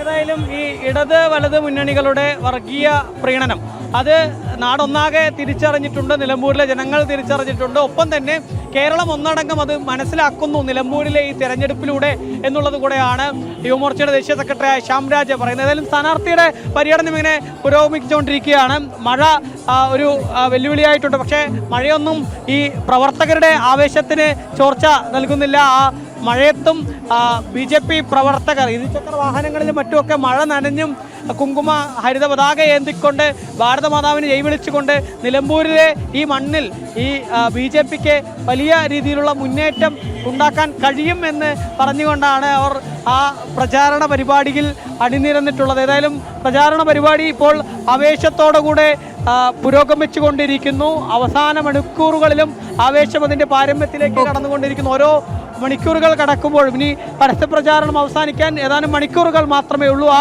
അവസാന മണിക്കൂറുകളിലും വലിയ ആവേശത്തിൽ തന്നെയാണ് NDA ക്യാമ്പുകൾ. ശരി അരുൺ, ഇനി ഏതാനും മണിക്കൂറുകൾ മാത്രമാണ് പരസ്യപ്രചാരണം അവസാനിക്കാൻ. നിലമ്പൂർ ഉപതെരഞ്ഞെടുപ്പിൽ NDA മാത്രമാണ് വികസനം ഉന്നയിച്ച് വോട്ട് ചോദിക്കുന്നതെന്ന് BJP ദേശീയ നിർവാഹക സമിതി അംഗം PK കൃഷ്ണദാസ്. വികസനം കേരളത്തിലുടനീളം എന്നതാണ് BJPയുടെ അജണ്ട. രാജ്യദ്രോഹ നിലപാടുകളാണ് കോൺഗ്രസും CPM-ഉം സ്വീകരിക്കുന്നത്. ഇടത് വലത് മുന്നണികൾ നിലമ്പൂരിന്റെ പ്രശ്നങ്ങൾ ഉയർത്തിക്കാട്ടുന്നില്ല എന്നും PK കൃഷ്ണദാസ് നിലമ്പൂരിൽ മാധ്യമങ്ങളോട് പറഞ്ഞു. മാത്രമാണ് കേരളത്തിൻ്റെയും നിലമ്പൂരിൻ്റെയും വികസനം വോട്ടർമാരുടെ മുന്നിൽ, ജനങ്ങളുടെ മുന്നിൽ അവതരിപ്പിച്ചുകൊണ്ട് വോട്ട് ചോദിക്കുന്നത്. വികസിത കേരളം, വികസിത നിലമ്പൂർ, ഇതാണ് ഞങ്ങൾ പ്രധാനപ്പെട്ട മുദ്രാവാക്യം ലക്ഷ്യമായിട്ട് ഈ പ്രചരണത്തിൽ ഞങ്ങൾ നടത്തിയിട്ടുള്ളത്. പക്ഷേ വികസനത്തെ വിസ്മരിച്ചുകൊണ്ടുള്ള വർഗീയതയുടെ മതത്തിൻ്റെ മതരാഷ്ട്രീയമാണ് മാർക്സിസ്റ്റ് പാർട്ടിയും കോൺഗ്രസും LDF-ഉം UDF-ഉം പ്രചരിപ്പിച്ചത്. വികസന പ്രശ്നങ്ങളും ചർച്ച ചെയ്യപ്പെടാതിരിക്കാൻ കോൺഗ്രസും മാർക്സിസ്റ്റ് പാർട്ടിയും LDF-ഉം UDF-ഉം ഒക്കെ പരിശ്രമിച്ചിരുന്നു. അവർ വികസനത്തിൻ്റെ രാഷ്ട്രീയത്തെ, വികസനത്തെ വിസ്മരിച്ചുകൊണ്ട് തീവ്രവാദ സംഘടനകളുമായിട്ട് സഖ്യമുണ്ടാക്കി മതരാഷ്ട്രവുമാണ് ഇവിടെ ചർച്ച ചെയ്യപ്പെട്ടത്. വർഗീയ പീഡനം നടത്തി ഇടത് വലത് മുന്നണികൾക്ക് അധികനാൾ പിടിച്ചു നിൽക്കാനാവില്ലെന്ന് സിനിമാ താരവും BJP നേതാവുമായ G കൃഷ്ണകുമാർ. വികസനം പറഞ്ഞാൽ BJPക്ക് നേട്ടമാവും എന്നതിനാലാണ് ഇരുകൂട്ടരും നിലമ്പൂരിൽ വർഗീയത പറയുന്നത്. വരാൻ പോകുന്ന നിയമസഭാ തെരഞ്ഞെടുപ്പിൽ ആളുകൾക്ക് കുറച്ചുകൂടി കാര്യങ്ങൾ മനസ്സിലാകുന്ന തെരഞ്ഞെടുപ്പ് കൂടിയാണ് നിലമ്പൂർ തെരഞ്ഞെടുപ്പെന്നും കൃഷ്ണകുമാർ ജനം TVയോട് പറഞ്ഞു. നിലമ്പൂരിൽ പരസ്യപ്രചാരണം ഇന്ന് അവസാനിക്കാൻ പോവുകയാണ്. ഏതായാലും BJPയുടെ ഒരുപാട് നേതാക്കൾ നിലമ്പൂരിലേക്ക് എത്തിയിട്ടുണ്ട്. ഇപ്പോൾ സിനിമാ താരവും BJP നേതാവുമായ കൃഷ്ണകുമാർ, അദ്ദേഹം നമ്മോടൊപ്പം ചെയ്യുന്നുണ്ട്. എങ്ങനെയാണ് നിലമ്പൂരിലെ പോരാട്ടം? തിരുവനന്തപുരത്ത് നിന്ന് എത്തിയിരിക്കുകയാണ്, എങ്ങനെ കാണുന്നത്? നമ്മൾ നോക്കേണ്ട ഒറ്റ വിഷയം എന്ന് വെച്ച് കഴിഞ്ഞാൽ, കേരളത്തിൽ BJPക്ക് MLA-മാരില്ല. പക്ഷേ ഈ ഇലക്ഷനിൽ നമ്മളൊന്ന് ആലോചിക്കേണ്ടത് വെച്ചാൽ BJPയുടെ സ്ഥാനം ചതുഷ്കോണ മത്സരമായിരിക്കുന്നു. അപ്പോൾ BJPയുടെ വളർച്ചയാണ് നമ്മൾ കാണുന്നത്. കാരണം എല്ലാ പാർട്ടികളുടെയും വോട്ട് ഷെയറുകൾ നമ്മൾ നോക്കുക, ഏത് പാർട്ടിയുടെയാണ് കൂടുന്നത്, ഏതൊക്കെ പാർട്ടിയുടെയാണ് കുറയുന്നത് നോക്കിയാൽ കേരളത്തിലെ പ്രധാനപ്പെട്ട 3 പാർട്ടികളിൽ 2 പാർട്ടികളുടെ കുറയുന്നു, BJPയുടെ കൂടുന്നു. അപ്പോൾ BJPയുടെ ഒരു ഇമ്പോർട്ടൻസ് കൂടി വന്നുകൊണ്ടിരിക്കുകയാണ്. അത് ഈ ഇലക്ഷൻ കഴിയുമ്പോൾ നമുക്കത് വ്യക്തമാകും. കാരണം വെച്ച് കഴിഞ്ഞാൽ BJP എവിടെ നിൽക്കുന്നു, അതൊന്ന്. രണ്ടാമത്തെ വിഷയം, നമുക്ക് നിലമ്പൂരിനകത്ത് ജീവിക്കുന്നവർക്കും നിലമ്പൂരിൽ നിന്ന് പുറത്തുനിന്ന് വരുന്നവർക്കറിയാം, മനോഹരമായ ഒരു ടൂറിസ്റ്റ് ഡെസ്റ്റിനേഷനാണ് നിലമ്പൂർ. എന്നാൽ ഇവിടത്തേക്കുള്ള കണക്ടിവിറ്റി എത്ര മോശമാണെന്ന് നോക്കുക. ഒരു സിംഗിൾ ലൈൻ റെയിൽവേസ് ആണെങ്കിൽ സിംഗിൾ ലൈൻ കിടക്കുന്നു, റോഡാണെങ്കിൽ എല്ലാം സിംഗിൾ ക്യാരേജാണ്, വളവും തിരിവുകളുമാണ്. നമുക്കിതൊന്നുമല്ല ഇന്നത്തെ ചെറുപ്പക്കാർക്ക് കൊടുക്കേണ്ടത്. ചെറുപ്പക്കാർക്ക് വേഗത്തിൽ സഞ്ചരിക്കാൻ അപകടം കുറഞ്ഞ ഒരു 6 വരി പാതയോ ഇതൊക്കെ നമുക്ക് കണക്ടിവിറ്റി എന്ന് പറയുന്ന വിഷയമുണ്ട്. ആ കാര്യത്തിൽ വളരെ പിന്നോക്കമാണ്. നിലമ്പൂർ ബൈപ്പാസിൻ്റെ കാര്യം നോക്കൂ, 30 വർഷമായിട്ട് ഇവിടെ കിടക്കുകയാണ്. എന്നാൽ നരേന്ദ്രമോദി ഭരണത്തിൽ വന്നതിന് ശേഷം ആലപ്പുഴ കൊല്ലം ബൈപ്പാസുകൾ 40 വർഷമായിട്ട് കെട്ടിക്കിടന്ന് 4 വർഷം കൊണ്ട് തീർത്ത് കൊടുത്തില്ലേ? ഇതൊക്കെ നമ്മൾ കാണുകയാണ്. അപ്പം നമ്മൾ അനാവശ്യ കാര്യങ്ങളിലോട്ടല്ല പോകേണ്ടത്. ഇപ്പം തന്നെ ഇവിടെ വളരെ നമ്മൾ ഒരു ജാതിമത ചിന്തകളില്ലാതെ വളരെയധികം സൗഹൃദത്തിൽ കഴിയുന്ന ഒരു സംസ്ഥാനമാണെങ്കിലും നമ്മൾ നോക്കുക, കോൺഗ്രസ് ജമാഅത്തിയുടെ സഹായം തേടുന്നു, കമ്മ്യൂണിസ്റ്റ് പാർട്ടി PDPയുടെ സഹായം തേടുന്നു. ഇതൊന്നുമല്ല നമുക്കിവിടെ വേണ്ടത്. നമുക്ക് വേണ്ടത് ശാന്തവും സമാധാനവുമായ ഒരു ജീവിതമാണ്. അതിന് വികസനമാണ് ആദ്യം വരേണ്ടത്. വികസനം വന്ന് നല്ല റോഡുകൾ, നല്ല കോളേജുകൾ എല്ലാം വന്നു കഴിഞ്ഞാൽ നമ്മുടെ ഈ നാട്ടിൽ നിന്നുള്ള കുട്ടികളൊന്നും പുറം രാജ്യങ്ങളിലോട്ട് പോകേണ്ട ആവശ്യമില്ല. അതുകൊണ്ട് നിലമ്പൂർ കേരളത്തിൻ്റെ ഒരു ഭാഗമാണ്, ഇന്ത്യയുടെ ഒരു ഭാഗമാണ്. ഇന്ത്യ വികസിക്കുന്നതിനൊപ്പം കേരളവും നിലമ്പൂരും വികസിക്കട്ടെ. അതിന് ഒറ്റ വാക്കേ പറയാനുള്ളൂ, BJP സ്ഥാനാർത്ഥിയെ വിജയിപ്പിക്കുക. കാരണം നരേന്ദ്രമോദിയുടെ വികസന സങ്കല്പം ഭാരതത്തിൻ്റെ എല്ലാ ഭാഗത്തും വരുന്നത് പോലെ നിലമ്പൂരിലും വരണം. അതിൻ്റെ ഒരു സുവർണ അവസരമാണ് നിങ്ങളുടെ മുമ്പിൽ. കൂടുതലൊന്നും നമ്മൾ പറയില്ല, നിർബന്ധിക്കില്ല. പക്ഷെ നിങ്ങൾ ചിന്തിച്ചു നോക്കൂ, നമ്മുടെ നാട്ടിൽ നമ്മൾ ഇതാണോ അർഹിക്കുന്നത്? നമ്മൾ ഇതിനേക്കാൾ കൂടുതൽ അർഹിക്കുന്നുണ്ടെന്ന് ഓരോരുത്തരും കരുതുക, ചിന്തിച്ച് വോട്ട് ചെയ്യുക. നിലമ്പൂരിൽ BJP ആദ്യ അവസാനം വികസനം എന്ന് കൃത്യമായി പറയുന്നു. ബൈപ്പാസിൻ്റെ കാര്യമാണെങ്കിലും അല്ലെങ്കിൽ നിലമ്പൂർ നഞ്ചങ്കോട് റെയിൽപാതയാണെങ്കിലും റെയിൽവേ സ്റ്റേഷൻ അമൃത് ഭാരത് പദ്ധതിയിലാണ് നവീകരിച്ചത്. അതുപോലെ തന്നെ ഈ നിലമ്പൂർ തേക്കിന് അതിൻ്റെ പ്രശസ്തി കൂട്ടിയതൊക്കെ കേന്ദ്ര സർക്കാരിൻ്റെ ഇടപെടൽ കാരണമാണ്. അപ്പോൾ അത്തരം കാര്യങ്ങളൊക്കെ BJP ചർച്ചയാക്കുന്നുണ്ടെങ്കിലും ആ വിഷയങ്ങളിലൊന്നും ഇവിടെ വന്ന മുഖ്യമന്ത്രിയാണെങ്കിലും അതല്ലെങ്കിൽ പ്രിയങ്ക വാദ്ര ആണെങ്കിലും അവരാരും അത്തരം വിഷയങ്ങളൊന്നും ചർച്ച ആവുന്നില്ല എന്നുള്ളതാണ്. നേരത്തെ പറഞ്ഞതുപോലെ ഈ PDP കൂട്ടുകെട്ട്, അതുപോലെ തന്നെ ജമാഅത്തെ ഇസ്ലാം, ഇത്തരം വിഷയങ്ങളാണ് ഇവർ കോൺസെൻട്രേറ്റ് ചെയ്യുന്നത്. അപ്പോൾ അത് എന്ത് സാഹചര്യത്തിലാണെന്നാണ് അത് മനസ്സിലാക്കുന്നത്? എപ്പോഴും നമ്മൾ പരാജയപ്പെട്ട് നിൽക്കുമ്പോഴത്തേക്ക് ഏത് കാര്യമെടുത്താലും എളുപ്പം മനുഷ്യൻ്റെ മനസ്സ് ഇളക്കാനുള്ള സംഭവമാണ് മതത്തെ ഉപയോഗിക്കും. അല്ലെങ്കിൽ ഇങ്ങനത്തെ കാര്യങ്ങൾ, അതായത് വളരെ എളുപ്പം മനസ്സിൻ്റെ തട്ടുന്ന സാധനങ്ങൾ. വികസനം എന്ന് വെച്ചാൽ അത്ര എളുപ്പം നടക്കുന്ന കാര്യമല്ല. അതായത് ഇച്ഛാശക്തി വേണം, ധനം വേണം, ഇതെല്ലാം നമുക്കിന്ന് കൊടുക്കാൻ കേന്ദ്ര സർക്കാർ തയ്യാറാണ്. പക്ഷേ അവർക്കറിയാം ഇതെല്ലാം വന്നു കഴിഞ്ഞാൽ ജനങ്ങൾ തിരിച്ചറിയും ഇതെങ്ങനെ സംഭവിക്കുന്നു. ഇപ്പം തന്നെ നാഷണൽ ഹൈവേ എല്ലാവർക്കും അറിയും ആരാണ് ഇതിൻ്റെ പിന്നിലെന്ന്. ഇതേപോലെ വികസനം കൊണ്ടുവന്നു കഴിഞ്ഞാൽ ഞങ്ങളുടെ പാർട്ടികൾ താഴെ പോവുകയും BJP ഉയരുകയും ചെയ്യുമോ? അതുകൊണ്ട് എന്തു പറ്റി? വേറെ വിഷയങ്ങൾ എടുത്തിട്ടും ജനങ്ങളുടെ ശ്രദ്ധ തിരിച്ചുകൊണ്ടേയിരിക്കും. ജനം മനസ്സിലാക്കി പറ്റൂ, നമുക്ക് ഇന്ന് ഏറ്റവും ശാന്തിയും സമാധാനമുള്ള രാജ്യങ്ങളിൽ ഒന്ന് ഭാരതവുമാണ്. പീസ്ഫുൾ ആയിട്ടുള്ള നേഷൻസിലാണ് വികസനം നടക്കുന്നത്. വികസനം നടത്താൻ ഏറ്റവും നല്ല അന്തരീക്ഷം സാമ്പത്തികമായിട്ട് ഭാരതത്തിൻ്റെ ഇന്ന് 3ാം സ്ഥാനത്തോട്ട് നമ്മൾ എത്തിയിരിക്കുകയാണ്. അപ്പോൾ ഇത്രയും ശക്തമായിട്ട് നിൽക്കുമ്പോൾ എന്തുകൊണ്ട് വികസനം ഒഴിച്ച് മറ്റു കാര്യങ്ങൾ പറയുന്നു വെച്ച് കഴിഞ്ഞാൽ ഇവർക്കെല്ലാവർക്കും അറിയാം അധികകാലം ഇത് കൊണ്ട് നടക്കാൻ പറ്റില്ല. ഉള്ള കാലം എന്തെങ്കിലും പറഞ്ഞ് കിട്ടുന്നത് കിട്ടട്ടെ എന്ന് പറഞ്ഞ് ആൾക്കാരുടെ ശ്രദ്ധ തിരിക്കാനുള്ള വെറും ചീപ്പായിട്ടുള്ള തന്ത്രങ്ങളാണ് ഇപ്പോൾ ഇവിടെ പറഞ്ഞുകൊണ്ടിരിക്കുന്നത്. മോഹൻ ജോർജിനെ സ്ഥാനാർത്ഥിയാക്കിയ സമയത്തും അദ്ദേഹം ക്രൈസ്തവ സമുദായത്തിൽ നിന്നാണ്. അത്തരം വിഷയങ്ങളിലെ പോലും വിവാദങ്ങൾ ഉണ്ടാക്കുന്നുണ്ടായിരുന്നു. അപ്പം NDA സംബന്ധിച്ചിടത്തോളം, BJP സംബന്ധിച്ചിടത്തോളം ഒരു മലയോര ജനതയുടെ പ്രതിനിധിയെ തന്നെ സ്ഥാനാർത്ഥിയാക്കിയത് ഈ മണ്ഡലത്തിൽ അവരെ കൂടി അഡ്രസ്സ് ചെയ്യണം എന്നുള്ള ചിന്തയാണ്. നമ്മളൊന്ന് ആലോചിക്കുക, എപ്പോഴും BJP പറ്റി പറയുന്നത് ഇതൊരു ഹിന്ദു കമ്മ്യൂണൽ പാർട്ടിയാണ്, മറ്റു മതസ്ഥർക്ക് ഇതിനകത്ത് സ്ഥാനമില്ല, മറ്റു മതസ്ഥർക്ക് വികസനത്തിന് ഭാഗമാകാൻ പറ്റില്ല. ഞാൻ ചോദിച്ചോട്ടെ, ഒന്ന് ആലോചിച്ച് നോക്കൂ, ഇവിടുത്തെ സ്ഥാനാർത്ഥിയായിട്ട് നിർത്തിയത് ആരാന്ന് നിങ്ങൾ തന്നെ പറയുന്നു? മറ്റൊരു മതത്തിൽ നിന്ന് വരുന്ന ഒരാൾ, സ്ഥലത്തെ, അതായത് ഇവിടെ നിന്ന് ലോക്കലായിട്ട് ഇവിടുത്തെ പ്രശ്നങ്ങൾ അറിയാവുന്നൊരു വ്യക്തി. അപ്പം ഇതൊക്കെ BJP പ്രൂവ് ചെയ്യാൻ ശ്രമിക്കുന്നത് വെച്ച് കഴിഞ്ഞാൽ നിങ്ങൾ കണ്ണു തുറന്ന് നോക്കൂ, യഥാർത്ഥത്തിൽ കമ്മ്യൂണലായിട്ടുള്ള ചിന്തകൾ ഏത് പാർട്ടിയിലാണ്? ഇതൊന്നുമില്ലാത്ത ശ്രീ നരേന്ദ്രമോദിജി പണ്ട് പറഞ്ഞു വരികയും സബ്കെ സാത്ത് സബ്കാ വികാസ് സബ്കാ വിശ്വാസ്, എല്ലാവരുടെയും വിശ്വാസം എടുത്താണ് പോകുന്നത്.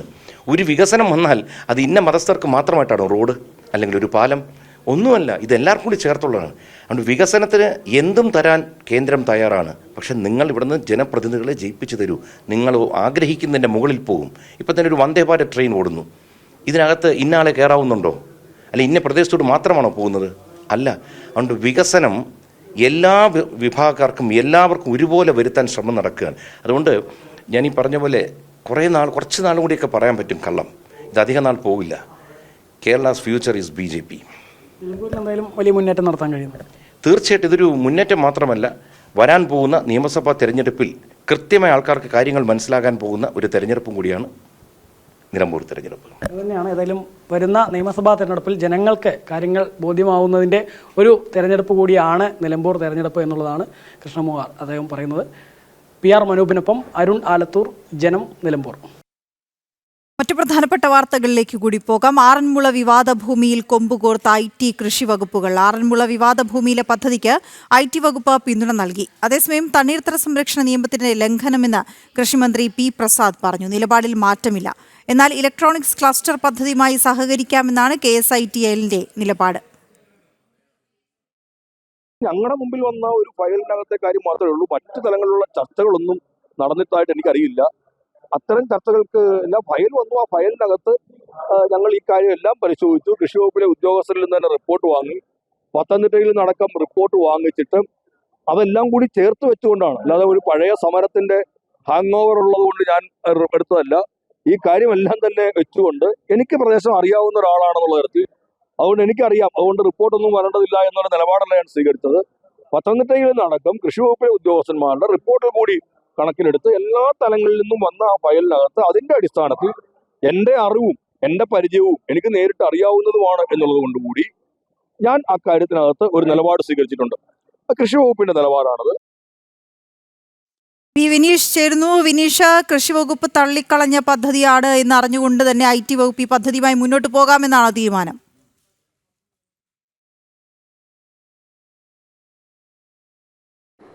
തീർച്ചയായിട്ടും ആദ്യഘട്ടം മുതൽ തന്നെ KGS ഗ്രൂപ്പ് IT വകുപ്പിനാണ് ഇത്തരത്തിലുള്ള ഒരു പദ്ധതി നടപ്പിലാക്കുന്നതുമായി ബന്ധപ്പെട്ടുള്ള അപേക്ഷ നൽകുന്നത്. ഈ IT വകുപ്പാകട്ടെ മുഖ്യമന്ത്രിയുടെ കീഴിൽ വരുന്ന വകുപ്പാണ്. ആ മുഖ്യമന്ത്രിയുടെ കീഴിൽ വരുന്ന IT വകുപ്പിന് കീഴിൽ വരുന്ന ഒരു പ്രത്യേക കമ്പനിയാണ് KSITIL എന്ന് പറയുന്ന കമ്പനി. ഈ കമ്പനിയുടെ ബോർഡ് യോഗമാണ് ഇപ്പോൾ ഇത് വികസനത്തിന് വേണ്ടിയിട്ടുള്ള പദ്ധതി എന്ന് സംബന്ധിച്ചുള്ള റിപ്പോർട്ട് ഇപ്പോൾ IT വകുപ്പിന് നൽകിയിരിക്കുന്നത്. ആ ഒരു പച്ചക്കൊടി നിലവിൽ IT വകുപ്പ് ഈ പദ്ധതിക്ക് നൽകുന്നു എന്നതാണ്, ഇലക്ട്രോണിക് ക്ലസ്റ്റർ പദ്ധതിക്ക് നൽകുന്നു എന്നതാണ് നമുക്ക് അറിയാൻ സാധിക്കുന്നത്. ഒപ്പം തന്നെ അതിൻ്റെ റിപ്പോർട്ടുകളും ഇപ്പോൾ നമ്മൾ പുറത്ത് എത്തിയിട്ടുണ്ട്. എന്തായിരുന്നാലും നിലവിലെ സാഹചര്യത്തിൽ ആറന്മുള വിമാനത്താവള പദ്ധതി പ്രദേശം എന്ന് പറയുന്നത് അതീവ പരിസ്ഥിതി ലോല പ്രദേശമാണ്. ഒപ്പം തന്നെ തണ്ണീർത്തട പ്രദേശമാണ്. ഇവിടെ തന്നെ നേരത്തെ ആറന്മുള വിമാനത്താവള പദ്ധതി ആരംഭിക്കുമ്പോൾ തന്നെ ഈ പാരിസ്ഥിതിക പ്രശ്നങ്ങളൊക്കെ ചൂണ്ടിക്കാണിച്ചിരുന്നു.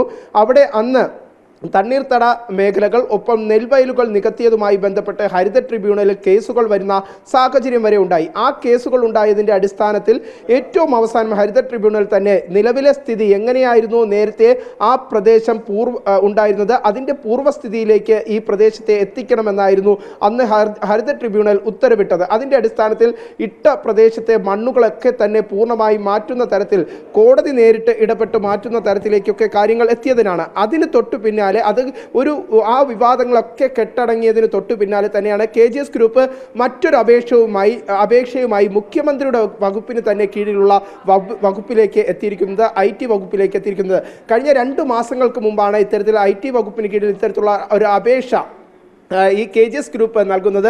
ഇലക്ട്രോണിക് ക്ലസ്റ്റർ പദ്ധതി നടപ്പിലാക്കാൻ വേണ്ടി അവിടെയുള്ള ആ ഭൂപരിഷ്കരണ നിയമത്തിലും ഒപ്പം തന്നെ തണ്ണീർത്തട നിയമത്തിലും വലിയ ഇളവുകൾ വരുത്തി നിർമ്മാണ പ്രവർത്തനങ്ങൾക്ക് അനുമതി നൽകണമെന്ന ഒരു അപേക്ഷ, ഇലക്ട്രോണിക് ക്ലസ്റ്റർ പദ്ധതിക്കായി അനുമതി നൽകണമെന്ന അപേക്ഷയാണ് IT വകുപ്പിന് നൽകുന്നത്. ആ IT വകുപ്പാകട്ടെ ഈ അപേക്ഷകൾ പരിഗണിച്ചുകൊണ്ട് ആദ്യം റവന്യൂ വകുപ്പിനും ഒപ്പം തന്നെ കൃഷി വകുപ്പിനും കൃത്യമായ എന്താണ് നിലവിലെ സാഹചര്യം, ഇതുമായി ബന്ധപ്പെട്ടുള്ള കേസ് വ്യവഹാരങ്ങൾ സംബന്ധിച്ചുള്ള വിവരങ്ങൾ റവന്യൂ വകുപ്പിനോട് ആവശ്യപ്പെടുന്നു. ഒപ്പം തന്നെ തണ്ണീർത്തട നിയമ പദ്ധതി നിലനിൽക്കുന്നത് കൊണ്ട് തന്നെ പ്രശ്നങ്ങൾ നിലനിൽക്കുന്നതിനെ കൊണ്ട് തന്നെ കൃഷി വകുപ്പിനോടും എന്താണ് നിലവിലെ സാഹചര്യത്തിൽ നടപടിയുമായി മുന്നോട്ട് പോകാൻ സാധിക്കുമോ എന്ന തരത്തിലുള്ള അത്തരത്തിലുള്ള ഒരു ആരായൽ വകുപ്പ് തലത്തിൽ തന്നെ നടന്നിരുന്നു. പക്ഷേ ആ സമയത്ത് തന്നെ കൃഷി വകുപ്പ് കൃത്യമായി തന്നെ വിവരങ്ങൾ ധരിപ്പിച്ചതാണ്.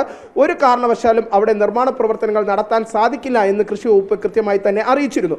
പക്ഷേ അതൊക്കെ നിലനിൽക്കെ തന്നെ കൃഷി വകുപ്പിന്റെ റിപ്പോർട്ട് കളക്ടർ തന്നെ കൃത്യമായി ഈ IT വകുപ്പിലേക്ക് നൽകുന്ന സാഹചര്യമുണ്ടായി. അതിന് തൊട്ടു പിന്നാലെയാണ് ഇപ്പോൾ സെക്രട്ടേറിയറ്റിനുള്ളിൽ മറ്റു നടപടിക്രമങ്ങൾ ആരംഭിച്ചിരിക്കുന്നത്. പ്രത്യേകിച്ച് ഈ IT വകുപ്പിന് കീഴിൽ വരുന്ന കമ്പനിയാണ് KSI TIL എന്ന് പറയുന്ന കമ്പനി. ഈ കമ്പനിയുടെ നേതൃത്വത്തിൽ ആ ബോർഡ് യോഗം ചേർന്നാണ് ഇപ്പോൾ ഇതിന് ഈ പദ്ധതിക്ക് അനുമതി നൽകാം എന്ന് സംബന്ധിച്ചുള്ള ഒരു തീരുമാനത്തിലേക്ക് കടന്നിരിക്കുന്നത്. അത് മുഖ്യമന്ത്രിയുടെ ഒത്താശയോട് കൂടി തന്നെയാണ്, മുഖ്യമന്ത്രിയുടെ അറിവോട് കൂടി തന്നെയാണ് എന്ന കാര്യത്തിൽ സംശയമില്ല. ഒപ്പം തന്നെ എടുത്തു പറയേണ്ടത്, ഈ പദ്ധതിയുമായി ബന്ധപ്പെട്ട വിഷയത്തിൽ നിലപാട് ഘടിപ്പിച്ച് CPIയും രംഗത്തെത്തിയിരിക്കുന്നു. പ്രത്യേകിച്ച് CPIയുടെ മന്ത്രിയായ P. പ്രസാദ് അടക്കമുള്ള വ്യക്തമാക്കിയത് ഇത്തരത്തിലാണ്. അദ്ദേഹം ഇടുക്കിയിൽ അല്പസമയം മുമ്പ് പ്രതികരിച്ചത്, നേരത്തെയുള്ള നിലപാടിൽ നിന്ന് കൃഷി വകുപ്പ് പിന്നോക്കം പോകുന്നില്ല, വികസനത്തിന് എതിരല്ല, പക്ഷേ നിലവിലെ സാഹചര്യത്തിൽ ഈ പരിസ്ഥിതി ലോല പ്രദേശമായതുകൊണ്ട് തന്നെ, ഒപ്പം തന്നെ ഡേറ്റാ ബാങ്കിൽ ഉൾപ്പെടുന്ന പ്രദേശമായതുകൊണ്ട് തന്നെ ഇവിടെ നിർമ്മാണ പ്രവർത്തനങ്ങൾ നടത്താൻ സാധിക്കുകയില്ല എന്ന നിലപാടിൽ ഉറച്ചു തന്നെയാണ് കൃഷി വകുപ്പ് ഇപ്പോഴും നിലനിൽക്കുന്നത്.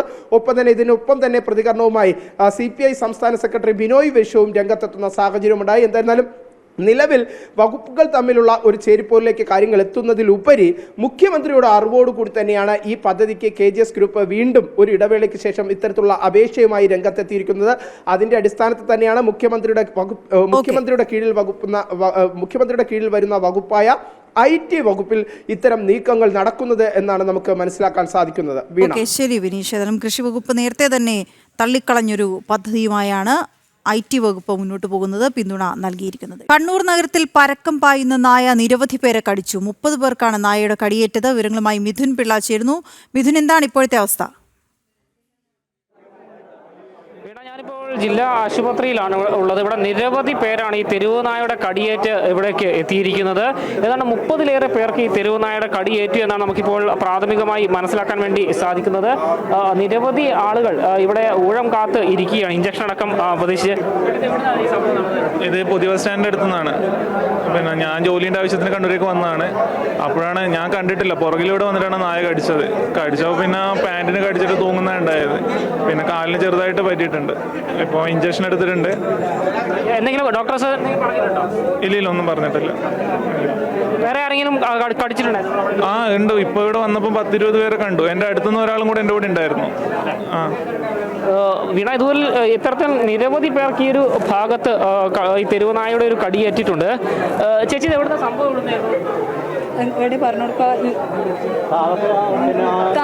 ലുലുവിൻ്റെ ജംഗ്ഷനില്ലേ, അവിടെയാണ് ആ ഓട്ടോ സ്റ്റാൻഡിൻ്റെ അടുക്കുകയെന്ന് നമ്മൾ പുറകുന്ന് വന്ന് കടിക്കുകയത്. ഞാൻ പോലും കണ്ടില്ല, പുറകുന്ന് വന്ന് കടിച്ച് അത് വിടുന്നില്ലായിരുന്നു. ഞാൻ വീണുപോയി. പിന്നെ പിന്നിലെ വന്ന ഒരു പയ്യൻ ബാഗ് കൊണ്ട് അടിച്ചപ്പോഴാണ് ഓടിപ്പോയത്. എന്നെ കടിക്കുന്നതിന് തൊട്ട് മുന്നേ ഒരാളെ കളിച്ചിട്ടുണ്ടെന്ന് പറഞ്ഞു. അവർ കാണുന്നുണ്ട് എന്നെ കടിക്കുന്നത്. അവരും ഇവിടെ വന്നിട്ടുണ്ട്. ഇവിടെ തന്നെ ഇപ്പോൾ 10-30 ആളുണ്ടെന്ന് തോന്നുന്നു ആ പട്ടി കടിച്ചിട്ട്. ഏതാണ്ട് ഒരു 2 മാസം മുമ്പാണ് സമാനമായൊരു അന്തരീക്ഷം ഈ ഒരു പരിസരത്തുണ്ട്. ഏതാണ്ട് 30-ലേറെ ആളുകൾക്ക് അന്നും ഈ കണ്ണൂർ ചക്കരക്കൽ മേഖലയിൽ കടിയേൽക്കുന്നൊരു സാഹചര്യമുണ്ടായി തെരുവുനായയുടെ.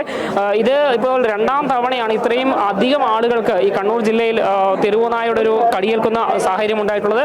ഏതായാലും ആളുകൾ ഊഴമനുസരിച്ച് ഇപ്പോൾ ചികിത്സ തേടിക്കൊണ്ടിരിക്കുകയാണ്. നമുക്ക് ആ തിരക്ക് കാണുന്ന ആളുകൾ മുഴുവൻ തെരുവുനായയുടെ കടിയേറ്റ ആളുകൾ തന്നെയാണ്. ഓരോരുത്തരും ഊഴമനുസരിച്ച് ഇഞ്ചക്ഷനും മറ്റ് പ്രാഥമിക ചികിത്സയും ഒക്കെ തേടിക്കൊണ്ടിരിക്കുകയാണ്.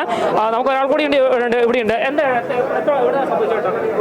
ഞാൻ SBI ബാങ്കിൽ പോയതാണ്. ബാങ്കിൽ പോയി തിരിച്ചു വരുന്ന തരത്തിൽ ഞാൻ പുതിയ ബസ് സ്റ്റാൻഡിലേക്ക് നടന്നു വരുന്നത്. അപ്പോൾ ഫുട്പാത്തിൽ നിന്ന് എന്നെ എന്നെ കടിക്കുമ്പോൾ തന്നെ ഞാൻ അറിയുന്നില്ല, അത് പട്ടി വരുന്നത് ഞാൻ കാണുന്ന പോലുമില്ല. ഒരു ചെറിയ കുഞ്ഞ്, അധികം വലിയ പട്ടിയല്ല, ചെറിയ പട്ടിയാണ്. അപ്പോൾ വന്ന് സൈലൻ്റായി വന്നു, പിടിച്ച് കടിക്കുമ്പോൾ ഞങ്ങൾ അറിയുന്നത് കടിക്കുന്നതാണെന്ന്. അപ്പോൾ കാലിൽ നോക്കുമ്പോൾ അറിയുന്നത് പട്ടി തന്നെയാണെന്ന്. പെട്ടെന്ന് വന്നൊരു കടിക്കൽ എല്ലാം ഒരുമിച്ചായിരുന്നു. അപ്പോൾ ഒന്നും ചെയ്യാൻ പറ്റില്ല, അങ്ങനത്തെ ഒരു അവസ്ഥയായിരുന്നു. എന്നെ കടിച്ച് ഞാൻ ഈ കൊടയെടുത്ത് അടിച്ച പിന്നെ പട്ടി എന്നെ വിട്ടവിടെ തൊട്ടടുത്ത് തന്നെ അടുത്താളി കടിക്കുന്നുണ്ട്. ഒരു രക്ഷയില്ല. അത് വെച്ചാൽ ഒരാളെയും ഞാളിപ്പോൾ ആടെ തന്നെ ഏകദേശം എൻ്റെ അറിവിൽ തന്നെ ആടെ തന്നെ ഏകദേശം ഒരു 10-20 ആളെ അടുത്തടുത്തായിട്ട് കടിച്ചിട്ടുണ്ട്. ഇപ്പോൾ ഏകദേശം ഒരു 10-40 ആളെ ഈ ഹോസ്പിറ്റലിൽ കൊണ്ടുവന്നിട്ടുണ്ട്. ഇന്ന് ഞാൻ ഇതേപോലെ ബസ് സ്റ്റാൻഡ് പുതിയ ബസ് സ്റ്റാൻഡ് ഇറങ്ങിയിട്ട് ഇങ്ങോട്ട് തിരിഞ്ഞ് വരെ ബാങ്കിൻ്റെ അടുത്ത് എത്തുമ്പോഴാണ് കടിക്കുന്നത്. എന്നുവെച്ചാൽ ഒരു കൂട്ടം പട്ടി നടന്നു പോകണ്ട, അവരൊന്നും ആക്രമിച്ചില്ല. വേറെ ഒരു പട്ടി പുറകുന്ന് വന്നിട്ടാണ് കടിച്ചിരിക്കുന്നത്. ഞാൻ കുടയിങ്ങനെ വീശി കാല് തെറിപ്പിച്ചുകൊണ്ട് പെട്ടെന്ന് പിന്നെ കൂടുതൽ പരിക്കേക്കാതെ ഏൽപ്പിച്ച്. എന്നുവെച്ചാൽ ഇതിന് പിന്നെ കോർപ്പറേഷൻ മാത്രം വിചാരിച്ചൊന്നും കാര്യമില്ല. ഗവൺമെൻറ് തന്നെ വിചാരിക്കണം. ഈ നിയമം തിരുത്തി എഴുതണം. എന്നുവെച്ചാൽ വന്യമൃഗശല്യം ഉള്ളിൽ വന്യമൃഗങ്ങളെ ജനങ്ങളെ ആക്രമിക്കുന്ന വന്യമൃഗങ്ങളെ അടിച്ച് കൊല്ലാനുള്ള ഒരു നിയമം തന്നെ പാസ്സാക്കണം. ഈ നിയമം കൊണ്ടുവന്നു വെച്ചാൽ പിന്നെ സെൻട്രൽ ഗവൺമെന്റ് മനേകാ ഗാന്ധി എന്ന ഗവൺമെന്റ് അധികാരത്തിലിരിക്കുമ്പോൾ ഈ നിയമമൊക്കെ തിരിച്ചെഴുതണമെന്നാണ് ഞാൻ പറയുന്നത്. എൻ്റെ അടുത്ത കാലത്താ ഇഞ്ചക്ഷൻ ഒന്ന് ടെസ്റ്റ് കഴിഞ്ഞിട്ടേ ഉള്ളൂ. അപ്പോൾ അതെല്ലാം ഇത്തരത്തിൽ നിരവധി പേർക്ക് ഇവിടെ കടിയേറ്റിട്ടുണ്ട് വീണ. ഒരുപാട് ആളുകൾ ഇപ്പോൾ മൂഴമനുസരിച്ച് ഇഞ്ചക്ഷൻ ചെയ്യാൻ വേണ്ടി കാത്തിരിക്കുന്ന ഒരു സാഹചര്യമാണ്. ഈ വഴിയിൽ കണ്ട ആളുകളൊക്കെ തന്നെ കടിച്ചിട്ടുണ്ട് എന്നാണ് ഈ നാട്ടുകാർ തന്നെ പറയുന്നത്. ഇപ്പോൾ ഏതാണ്ട് 30-ലേറെ പേർ ഈ കണ്ണൂർ ജില്ലാ ആശുപത്രിയിൽ മാത്രം ചികിത്സ തേടി എത്തിയിട്ടുണ്ട് വീണ. ഓക്കെ മിഥുൻ, വളരെ ഗുരുതരമായ സാഹചര്യമാണ്. ഏതാണ്ട് 30-ലധികം പേരെ ഒരേ തെരുവുനായ കടിച്ച സാഹചര്യം. എല്ലാവരും ആശുപത്രിയിലേക്ക് ചികിത്സ തേടി എത്തിയിരിക്കുകയാണ്. 25 പേർക്ക് പരിക്കേറ്റു എന്ന ഏറ്റവും ഒടുവിൽ വിവരം ലഭിക്കുന്നു. ശരി മിഥുൻ. നിലമ്പൂർ തിരഞ്ഞെടുപ്പ് അടുത്തിരിക്കെ സർക്കാരിന്റെ ഇരട്ടത്താപ്പ്. വോട്ടെടുപ്പിന്റെ പിറ്റേ ദിവസം 1 മാസത്തെ സാമൂഹ്യ സുരക്ഷാ പെൻഷൻ നൽകുമെന്ന വാഗ്ദാനം തെരഞ്ഞെടുപ്പ് മുന്നിൽ കണ്ടെന്ന ആക്ഷേപം. കഴിഞ്ഞ സാമ്പത്തിക വർഷത്തെ പെൻഷൻ തുകയിൽ 3 മാസത്തെ കുടിശ്ശിക നിലനിൽക്കെയാണ് 1 മാസത്തെ പെൻഷൻ നൽകുന്ന തീയതി സർക്കാർ പ്രഖ്യാപിച്ചത്. 19-ാം തീയതി നിലമ്പൂർ തെരഞ്ഞെടുപ്പ് കഴിയുന്ന അടുത്ത ദിവസം സാമൂഹ്യ സുരക്ഷാ പെൻഷൻ വിതരണം ചെയ്യുമെന്നാണ് സംസ്ഥാന സർക്കാരിന്റെ പ്രഖ്യാപനം. തെരഞ്ഞെടുപ്പ് മുന്നിൽ കണ്ട ഇരട്ടത്തപ്പ് നയമാണ് സർക്കാരിന്റെ ഭാഗത്തു നിന്നുണ്ടാകുന്നത്. വോട്ടെടുപ്പിന്റെ പിറ്റേ ദിവസം, അതായത് തീയതി പ്രഖ്യാപിച്ചുകൊണ്ട് പെൻഷൻ തുക നൽകുന്ന തീരുമാനത്തിലേക്ക് സർക്കാർ എത്തിയതിൽ വലിയ രീതിയിലുള്ള പ്രതിഷേധം ഉയർന്നിട്ടുണ്ട്. ഈ മാസത്തെ പെൻഷൻ തുക വെള്ളിയാഴ്ച മുതൽ വിതരണം ചെയ്യാനാണ് ധനവകുപ്പ് അറിയിച്ചിട്ടുള്ളത്. നിലമ്പൂർ തെരഞ്ഞെടുപ്പിൽ ചൂടുപിടിച്ച വിവാദമായിരുന്നു സാമൂഹ്യ സുരക്ഷാ പെൻഷൻ. എല്ലാ തെരഞ്ഞെടുപ്പിലും കുടിശ്ശിക കൊടുക്കാതെ തെരഞ്ഞെടുപ്പിന് മുന്നോടിയോ ഒടുക്കമോ ജനങ്ങളെ കബളിപ്പിക്കുന്ന രീതിയിൽ സർക്കാർ വിതരണം ചെയ്യുന്ന സാമൂഹ്യ സുരക്ഷാ പെൻഷനുകൾ ചോദ്യം ചെയ്യപ്പെട്ടു. എന്നാൽ സമാനമായി മുന്നത്തേതിൽ നിന്നും വിപരീതമില്ലാതെ ഇത്തവണയും പെൻഷൻ തെരഞ്ഞെടുപ്പ് കഴിഞ്ഞ തൊട്ടടുത്ത ദിവസം വിതരണം ചെയ്യാൻ തീരുമാനിച്ചതിലും ഇടതു സർക്കാരിന്റെ രാഷ്ട്രീയ നീക്കമാണ്. എന്നാൽ മുമ്പിലും വിപരീതമായി തെരഞ്ഞെടുപ്പിന്റെ അടുത്ത ദിവസം പെൻഷൻ നൽകുന്നത് കൃത്യമായ തീയതി ഉൾപ്പെടെ പ്രഖ്യാപിച്ചുകൊണ്ടാണ്. ഇത് സാധാരണക്കാരായ ജനങ്ങളെ കബളിപ്പിക്കാനാണെന്നുള്ള ആക്ഷേപം ഇതിനോടകം തന്നെ ഉയർന്നിട്ടുണ്ട്. ജനം, തിരുവനന്തപുരം. നിലമ്പൂരിലെ ജനങ്ങൾ പോളിംഗ് ബൂത്തിലേക്ക് കടക്കാനിരിക്കെ നിലമ്പൂർ നഞ്ചൻകോട് റെയിൽപാതയും തെരഞ്ഞെടുപ്പിൽ സജീവ ചർച്ചയാകുന്നു. NDA സ്ഥാനാർത്ഥി മോഹൻ ജോർജിന് അവസരം നൽകിയാൽ 7 മാസത്തിനുള്ളിൽ നിലമ്പൂർ നഞ്ചൻകോട് പാത യാഥാർത്ഥ്യമാക്കുമെന്നാണ് BJP പറയുന്നത്. എന്നാൽ ഇടതു വലതു മുന്നണികൾ നിലമ്പൂരിലെ ജനങ്ങളുടെ പ്രധാന ആവശ്യത്തെക്കുറിച്ച് മൗനം പാലിക്കുകയാണ്. നിലമ്പൂരിൽ ഉപതെരഞ്ഞെടുപ്പ് പോരാട്ടം മുറുകുമ്പോൾ നിലമ്പൂർ നഞ്ചൻകോട് റെയിൽപാതയും പ്രധാന ചർച്ചാ വിഷയമാണ്. നിലമ്പൂർ മുതൽ നഞ്ചൻകോട് വരെയുള്ള 138 കിലോമീറ്റർ റെയിൽപാത വേണമെന്നുള്ളത് നിലമ്പൂരിലെ ജനങ്ങളുടെ കാലങ്ങളായുള്ള ആവശ്യമാണ്.